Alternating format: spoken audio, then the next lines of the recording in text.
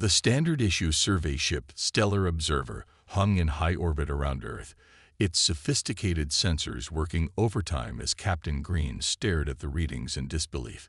His three eyes blinked rapidly, a sign of extreme stress among his species. "Run the scan again," he ordered, his voice steady despite his growing unease. The ship's computer chirped in response, beginning another detailed analysis of the planet below. Dr. White, the ship's chief science officer, floated to the captain's station. Her environmental suit, necessary for all non-human species aboard the ship, gleamed under the soft blue lighting. "Sir, I've triple-checked the readings.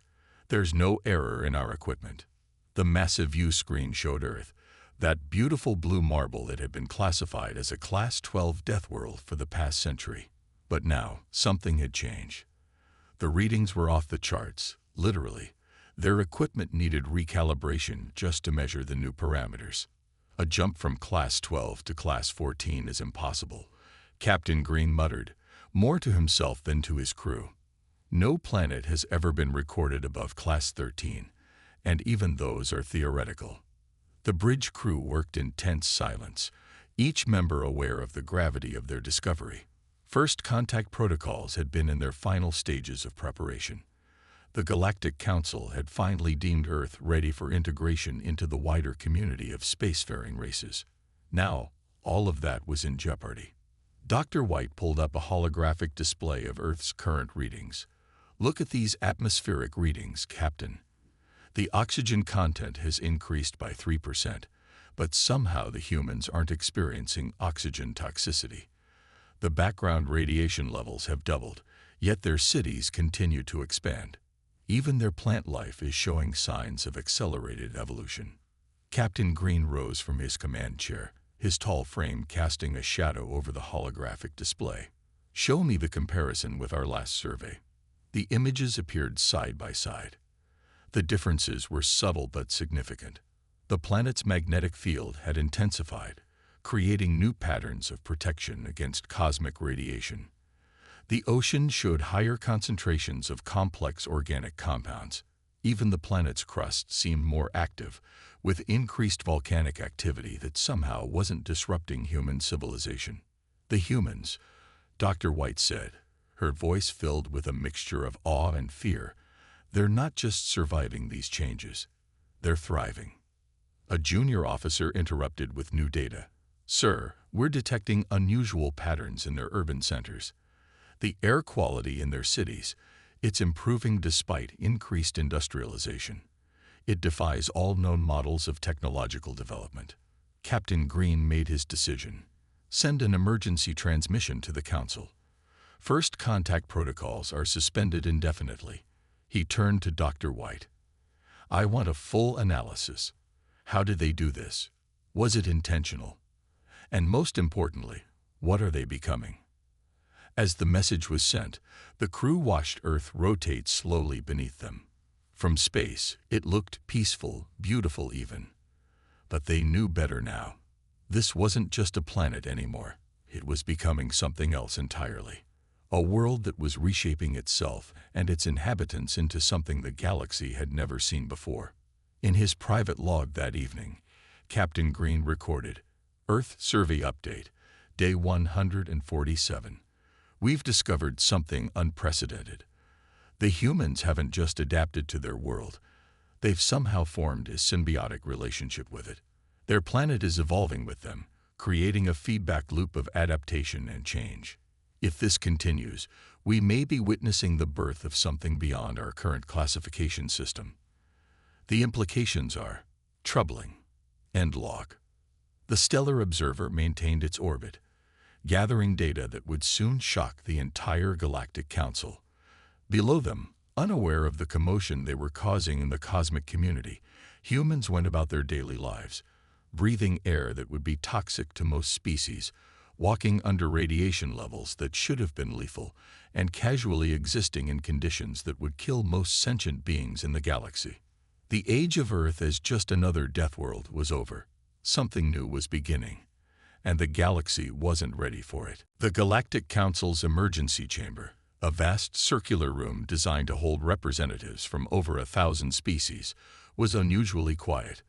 The holographic display in the center showed Earth, rotating slowly, with data streams highlighting the alarming changes.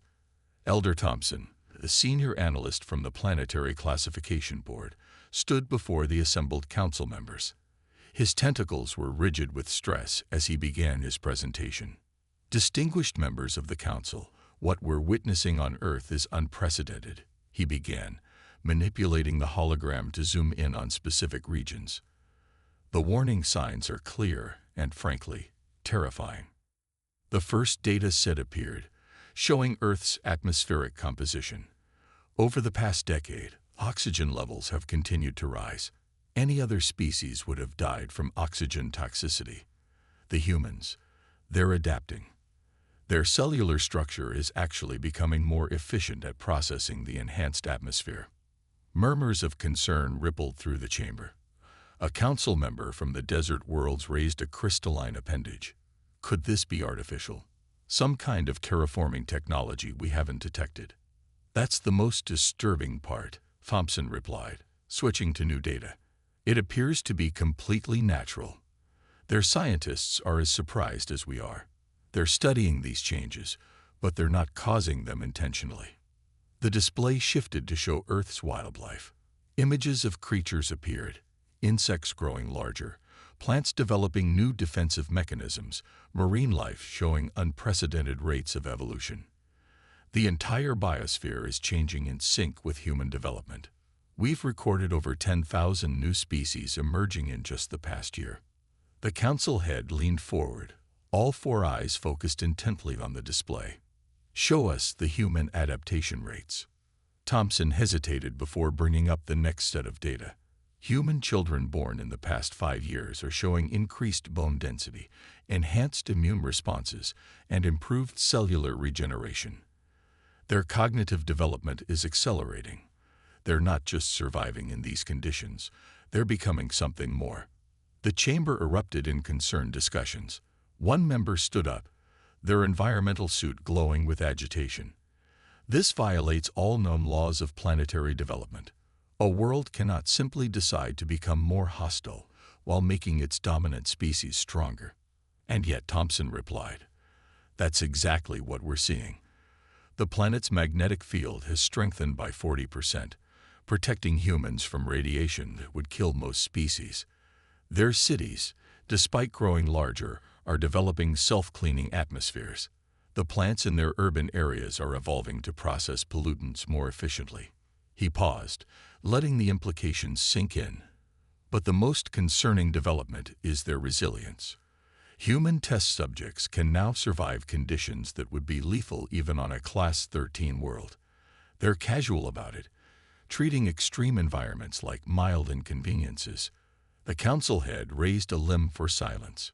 What are your predictions for the next decade? Thompson's color shifted to a darker shade, indicating deep concern. If the current trends continue, Earth won't just be a Class 14 death world. It might become something entirely new. The humans are essentially becoming living terraforming engines, unconsciously reshaping their world and being reshaped by it. And the threat level? Another member asked. They remain unaware of our presence. But Thompson brought up one final image, showing the human construction site where workers were handling materials that should have been toxic. They're developing capabilities that make them nearly invincible by our standards, if they ever decide to expand beyond their world. He left the sentence unfinished. He didn't need to complete it. The implications were clear to everyone in the chamber. The council head spoke again, voice heavy with concern. We must accelerate our observation protocols. No contact is to be made without full council approval. And they paused. We need to prepare contingency plans, not for containing them. I fear that may be impossible now, but for how we'll interact with them when they inevitably discover us. As the emergency session continued, the hologram of Earth continued its slow rotation in the chamber center. To any observer, it would have looked like a beautiful, peaceful world. But now the council knew better. They were watching the evolution of something the galaxy had never seen before, and it filled them with both wonder and dread. The research vessel Deep Seeker maintained its position in the asteroid belt, using the space rocks as cover while its advanced sensors probed Earth. The ship was specially designed for this mission, equipped with the most sophisticated stealth and observation technology the Galactic Council could provide. Commander Stone, leader of the Specialist Investigation Team, reviewed the latest data streams with growing amazement. "Look at these readings," he said to his science team. "Their magnetic field isn't just stronger, it's becoming more intelligent." Dr. Reed, the team's xenobiologist, adjusted her gravity harness as she floated closer to examine the holographic display. "Intelligent? That's not possible." "Watch this," Stone replied, playing a recorded sequence.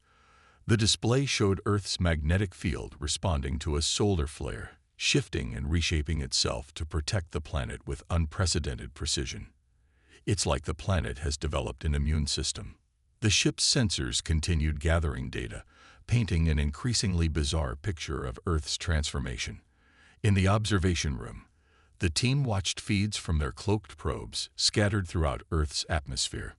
"The humans have no idea," muttered Dr. Reed, shaking her head as she watched a group of children playing in what their instruments indicated was a highly radioactive zone.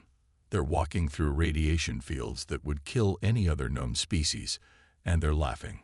Another scientist, Dr. Black, called their attention to his station. "You need to see this.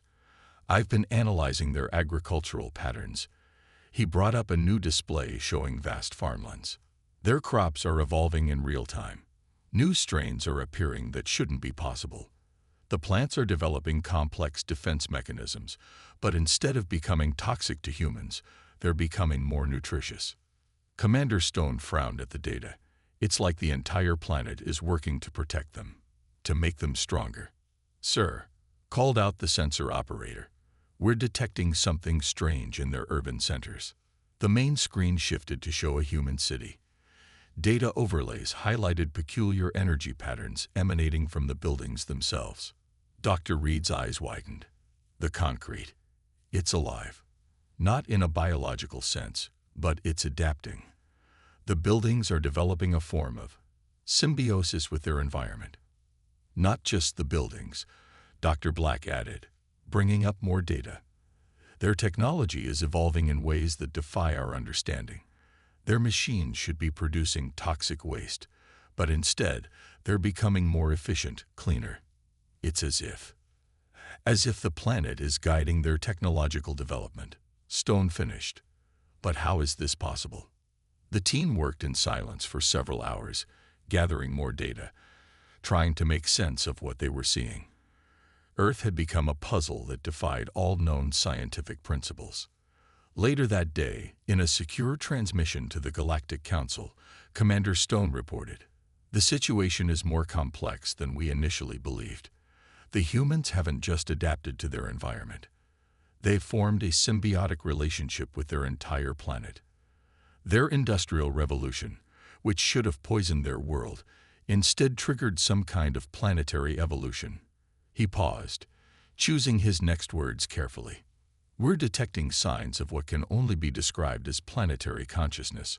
Earth isn't just a world anymore. It's becoming something else. Something alive. And the humans are part of this transformation, whether they realize it or not." The investigation team continued their observation, watching as humans casually defied death in environments that should have been impossible to survive. They saw children playing in acid rain that their bodies had adapted to process as nutrients. They observed adults working in conditions that would melt standard environmental suits. "How do we even classify this?" Dr. Reed wondered aloud, watching a human settlement expanding into what had been a deadly volcanic region. "They're not just surviving anymore. They're turning hostile environments into cradles of life." Commander Stone had no answer. The galaxy had protocols for dealing with dangerous species, for handling hostile worlds. But this was something new. A planet and its dominant species evolving together, creating something that had never existed before. As the Deep Seeker continued its mission, the question wasn't just what Earth was becoming, but what it meant for the future of the galaxy. Because one thing was becoming clear: humanity wasn't just surviving on a death world anymore. They were becoming something more, something that even the most advanced species in the galaxy might have reason to fear. The news spread through the galactic trading networks like a shockwave. Space stations that had once been bustling with activity now buzzed with fearful whispers. Ships altered their courses, adding years to their journeys just to avoid passing through the solar system. At the Grand Market Station of Proxima Centauri, the closest major trading hub to Earth, Dockmaster Brown watched as another merchant ship requested emergency departure clearance. "That's the 15th ship today," he noted in his log. "The trading lanes near Earth are emptying faster than a hull breach in space." The station's massive observation deck, usually crowded with traders and travelers, was eerily empty. Those who remained stood in small groups, their environmental suits betraying their anxiety through color changes and vapor releases. A merchant captain named Wilson burst into Brown's office, his protective suit showing signs of rushed assembly. "I need immediate clearance to leave. My crew refuses to stay this close to Earth." "Another one," Brown sighed. "What spooked your crew this time?" Wilson's suit vented steam, a sign of extreme agitation. "Have you seen the latest data? A Class 14 death world is bad enough, but it's still changing. The humans, they're starting to venture into space more frequently. Their primitive ships are surviving conditions that would tear our advanced vessels apart." The dockmaster brought up the latest reports on its holographic display. True enough, human space activity had increased. Their crude rockets seemed to ignore radiation warnings. Their spacesuits functioned in conditions that should have been impossible. "Did you hear about the observation post on Mars?" Another trader chimed in from the doorway. "They're evacuating. Said they detected human probes that were surviving in the dust storms. Storms that destroyed our own equipment." The panic wasn't limited to the nearby systems. Across the galaxy, species were reacting to Earth's new classification with unprecedented fear. The Galactic Council's communication networks were overwhelmed with demands for action. In a luxurious trading office several systems away, one of the galaxy's wealthiest merchants, Trader Gold, watched his profit margins plummet. "Cancel all routes within 50 light-years of Earth," he commanded his staff. "The insurance costs alone would bankrupt us." His assistant pulled up images from their last spy probe near Earth. "Sir, look at this. The humans are mining asteroids now. They're handling raw materials that should be toxic to organic life." "That's nothing," Gold replied, showing another report. "They're starting to build orbital structures. Simple ones, yes, but they're doing it without proper radiation shielding. Their workers are surviving exposure that would kill any other species." The panic reached even the highest levels of galactic society. At an emergency meeting of the Merchants Guild, the wealthiest and most powerful traders in the galaxy gathered to discuss the situation. "We must establish a quarantine zone," one member suggested. "No ship should go near that system." "And what happens when they develop faster than light travel?" another countered. "They're advancing faster than any species we've encountered.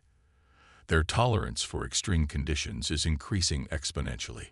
The station's alert system suddenly blared to life. Another observation post near Earth had gone dark. Not destroyed. The staff had simply abandoned it, leaving billions of credits worth of equipment behind, rather than stay near the rapidly evolving death world. Back at Proxima Station, Dockmaster Brown watched the last merchant ship flee the system. His display showed the updated trade routes. A massive void now surrounded Earth, as ships chose longer, safer paths through space. "They're calling it the Apex Cradle now," he noted in his final log entry of the day. "A world so deadly it's creating something new. The humans don't even realize the panic they're causing. They're too busy surviving conditions that should be impossible, building things that shouldn't work, and casually defying the laws of nature as we understand them." As the station's lights dimmed for the night cycle, The few remaining inhabitants couldn't help but stare in the direction of Earth, even though it was too far to see. They weren't just afraid of what Earth had become, they were terrified of what it was still becoming. And somewhere out there, humanity continued its accidental ascension, blissfully unaware that they had become the galaxy's greatest nightmare. A species that didn't just survive on a death world, but one that was evolving alongside it into something the galaxy had never seen before. The diplomatic vessel Peaceseeker descended through Earth's atmosphere, its advanced shielding systems straining against conditions that shouldn't have been survivable. Ambassador Brown, chosen for this mission due to his species' reputation for courage, watched the readings with growing unease. "Our environmental shields are at maximum," reported the ship's engineer, "and these humans are walking around down there without any protection at all." The mission had been carefully planned. After months of debate, the Galactic Council had finally authorized a controlled first contact attempt. They chose to land in what they thought was a relatively isolated area, a research station in a place humans called Antarctica.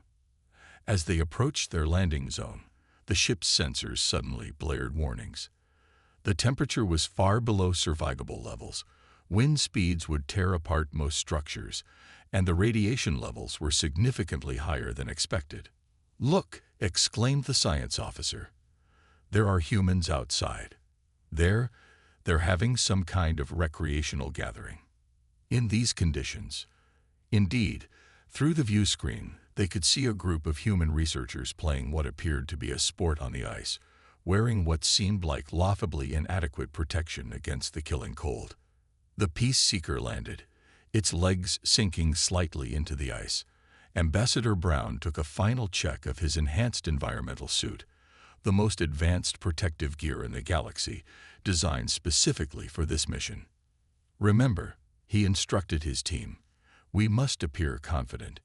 We are representatives of the most advanced civilizations in the known galaxy." The airlock opened, and the diplomatic team stepped out onto the Antarctic ice. Almost immediately, their suits' warning systems began screaming alerts. The conditions were even more extreme than their sensors had indicated. A group of humans approached, wearing what looked to the aliens like thin fabric coverings. They were smiling, showing their teeth, a gesture that would be a death threat in most galactic cultures. "Welcome to McMurdo Station," one of the humans called out cheerfully, walking through the howling wind as if it were a gentle breeze. "We've been wondering when you'd finally say hello." Ambassador Brown's translator processed the words, but he was too shocked to respond immediately. His suit was already showing signs of stress from the environment, while these humans stood there in what amounted to minimal protection. Your species detected us," he finally managed to ask. "Oh yeah," another human replied, casually brushing some ice off their outer garment. "We've spotted your observation ships a few times. Would you like to come inside? We just made fresh coffee." The diplomatic team followed the humans into their station, their sensor equipment going haywire at the rapid temperature change. Inside, they found conditions that their data suggested should be lethal to most carbon-based life forms. The air was filled with stimulant molecules, what humans called coffee. The radiation levels from their primitive electronic equipment were well above safety standards, and the humans had casual exposure to countless toxic substances. "Is your environmental gear malfunctioning?" one of the human scientists asked, noticing the aliens' obvious discomfort. "Our conditions might be a bit harsh for visitors. We can adjust the temperature if you'd like." Ambassador Brown watched in horror as a human child, apparently the daughter of one of the researchers, ran past them, chasing a small earth animal, both seemingly unaffected by what his instruments said was a lethal environment. The diplomatic mission lasted less than one Earth day. The final straw came when their hosts offered to show them their sauna, a chamber that the aliens' instruments indicated would have melted their environmental suits. As the Peaceseeker broke orbit, Ambassador Brown recorded his report. "First contact with Earth has confirmed our worst fears. The humans are not merely surviving in Class 14 Deathworld conditions, they are completely at home in them. They have children there. They engage in recreational activities in environments that kill our best protective equipment. Most disturbingly, they seem to view their lethal world as perfectly normal. I recommend immediate reevaluation of all contact protocols. The ship accelerated away from Earth, leaving behind a species that had redefined what was possible in terms of survival, adaptation, and evolution. The galaxy's worst fears had been confirmed. Humanity wasn't just tough, they were terrifyingly, impossibly resilient. Dr. White stared at her research console aboard the science vessel, Discovery 1, her hands trembling as she reviewed the final analysis. After months of intensive study, the truth about Earth's transformation was finally becoming clear. "Captain," she called out, "you need to see this immediately." Captain Green floated over to her station, his environmental suit gleaming under the ship's lights. The display showed a complex diagram of Earth's evolutionary patterns over the past 2 centuries. It was their industrial revolution that triggered it, Dr. White explained, highlighting various data points. But not in the way anyone expected. When humans began polluting their world, something unprecedented happened. She brought up images of Earth's earliest factories, then showed their modern counterparts. Instead of poisoning their planet to death, they accidentally initiated a planetary-scale adaptation response. The Earth itself began to evolve. The main screen filled with data streams showing the progression. What had started as toxic pollution had somehow triggered rapid mutations in Earth's bacteria and plant life. These organisms didn't just survive the pollution. They thrived on it, evolved to process it, and transformed it into something new. "Look at this," Dr. White continued, showing cellular analysis of human tissue samples. Human DNA is changing too. Their junk DNA isn't junk at all. It's becoming active, responding to the environmental changes they created. Captain Green watched in fascination as the display showed human cellular structure adapting to process higher radiation levels, stronger gravity fluctuations, and more extreme temperatures. "They're becoming living terraforming engines," he realized. "Exactly," Dr. White confirmed. Their industrial waste, instead of killing their world, forced everything to adapt. The plants evolved to clean the air more efficiently. The bacteria mutated to break down pollutants. The animals developed new survival mechanisms. And the humans, they changed with everything else. She pulled up new data showing Earth's cities. Their urban centers aren't just collections of buildings anymore. They've become living systems. The concrete absorbs pollution and converts it to oxygen. The metal in their structures develops protective patinas that actually clean the air. Even their primitive electronics are evolving, becoming more efficient in ways their scientists can't explain. The ship's AI interrupted with new readings from Earth's core. The planet's magnetic field had strengthened again, adapting to protect against a solar flare that would have devastated most worlds. "Their bodies are changing too," Dr. White continued. "New children being born show enhanced resistance to radiation, improved oxygen processing, stronger bones. They're evolving in real time, and they don't even realize it." Captain Green studied the data carefully. So their industrial revolution was actually the trigger for a planetary evolution event. Dr. White finished. They didn't die out from their pollution like every model predicted. Instead, they accidentally created a feedback loop of adaptation and evolution. Their world didn't just survive. It used their pollution as a catalyst for change. She showed one final set of readings, the latest atmospheric analysis of Earth. The air that would kill most species now makes them stronger. The radiation that should destroy them is being processed as energy. They're not just surviving on a death world anymore. They're transforming it and themselves into something new. The implications were staggering. Humanity hadn't just survived their industrial age. They had unknowingly initiated a planetary transformation that was rewriting the rules of evolution itself. Captain Green made his decision. Send all this to the Council immediately. They need to understand. This isn't just about a planet becoming more deadly. This is about a species that accidentally figured out how to force evolution itself to accelerate. As the data transmitted across space, Dr. White added one final note to her report. The humans aren't aware of what they've done. To them, this is all normal. They're casually adapting to conditions that should be impossible to survive, and they think nothing of it. They've become living engines of change, and they don't even know it. The truth was clear now. Earth hadn't just become a Class 14 death world. It had become something entirely new. A world where evolution itself had been accelerated, where adaptation happened in real time, and where humanity had unknowingly become the architects of their own transformation into something the galaxy had never seen before. The Galactic Council's Grand Chamber had never been so full.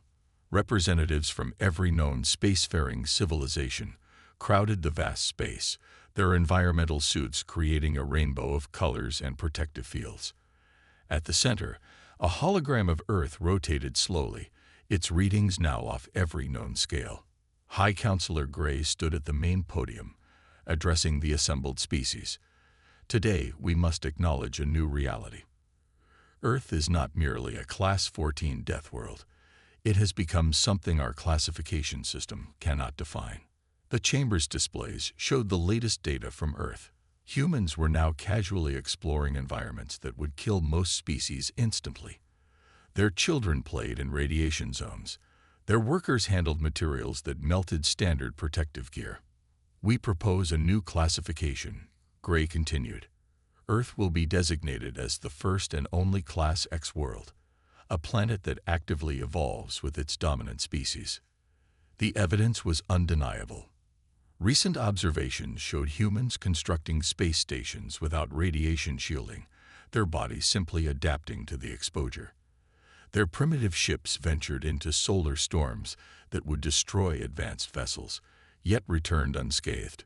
Furthermore, Gray announced, humanity must be recognized as an apex species, not through technology or warfare, but through their unprecedented ability to adapt and evolve in real time. The chamber erupted in concerned murmurs. A new classification had not been added to the galactic standards in over 10,000 years. Their world protects them, Gray explained. Their pollution makes them stronger. Their disasters force them to adapt. Even their mistakes lead to evolutionary advantages. They have become living terraforming engines, reshaping their reality without even realizing it. The Council's scientific division presented their findings. Earth's magnetic field now responded intelligently to threats. The planet's atmosphere cleaned itself. Even space debris near Earth showed signs of unusual changes, becoming less dangerous to human vessels. We must establish new protocols, Gray declared. Standard first contact procedures are useless here. We are not dealing with a primitive species on a deadly world. We are facing a species that has transcended our understanding of evolution itself. The Chamber's displays showed humans expanding into space, their crude technology somehow working better than it should, their bodies adapting to void exposure in ways that defied science. Our fear of them was correct, Gray continued, but not for the reasons we thought. They are not dangerous because they are hostile. They are dangerous because they represent what life can become when it stops following the rules we thought were universal. New laws were passed that day. Earth was given a wide exclusion zone, not to contain humans, but to protect other species from accidentally entering an environment they couldn't survive. Trade routes were permanently rerouted. Observation posts were automated, as no living observers could withstand the conditions near Earth anymore. Let it be recorded, Gray announced in the final moments of the session, that humanity has earned their place among the stars not through conquest or technological superiority, but through becoming something new. They are the first species we have encountered that evolved beyond our ability to classify them. As the council session ended, the representatives filed out, their environmental suits working overtime to handle their stress responses. They had come to fear humans, but not as conquerors or warriors. They feared them as a force of nature, a species that had turned their world's deadliness into a source of continuous evolution. The final entry in the council records that day read, Earth is now designated as the galaxy's first Class X world, home to humanity, a species that has achieved apex status through continuous adaptation. All contact must be preceded by extensive environmental adaptation protocols. Warning: conditions on Earth continue to evolve beyond predictable parameters. Humanity continues to adapt to conditions that our science defines as impossible to survive. They are to be respected not for what they have built, but for what they have become. In the void of space around Earth, automated sensors recorded humans venturing further into space, their crewed ships somehow surviving conditions that destroyed advanced probes, their bodies adapting to environments that should have been instantly lethal. Humanity had transcended from being survivors of a death world to becoming something the galaxy had never imagined possible, a species that had made evolution itself their greatest ally.